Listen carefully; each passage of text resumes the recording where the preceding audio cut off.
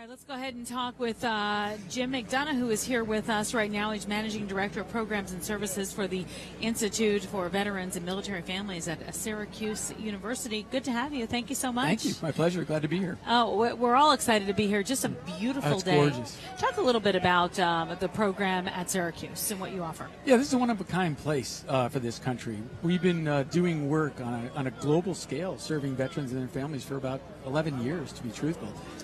It's part of a culture inside the university. The history of this university is filled with a legacy of serving America's veterans. It's one of those few universities at the end of World War II that kind of waived the requirement to have graduated from high school to go to college. Nobody knows that story, but overnight the university became this flourishing place for the greatest generation to get their education. Wow. Yeah, pretty cool. Talk about the biggest needs for service members when they come home. Yeah, this is one of the myths that I'm glad you're asking that question. So people would like to think it's employment or access to mental health counseling services, the things you see about in the popular media. The actual challenge is navigating across the landscape of everything that's out there.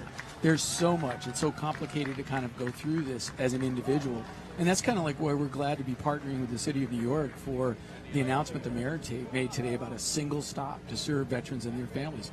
The IVMF, Syracuse, we're just glad to be partners with Lori and the City of New York to kind of deliver this kind of service. What is that going to do for veterans who come home? It's really a one-stop place, but what is that for? We're talking about job, we're talking about mental health? Everything. Okay. If you think about the 15 to 20 domains of what they call the social determinants of health, I mean, all across those platforms of care and resources and services, the City of New York and our partnership, it's about taking responsibility for navigating people to those solutions and then making sure the providers delivering those solutions are coordinating their solutions across the city.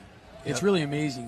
This is the first place we did this, and now there are 16 to 18 more communities following on the heels of Lori and the mayor, their leadership here. So let me ask you then, somebody who's watching this right now who says, hey, I could use this. Yeah. Where do they go? It's really simple. VetConnectNYC.org. Real simple. It's real easy. It's one-stop shopping. It's really a concierge type of service where you and a person, one-on-one, understanding your needs and understanding what exists in this community, the scale of this community, and the match is made by the teammate doing that for them.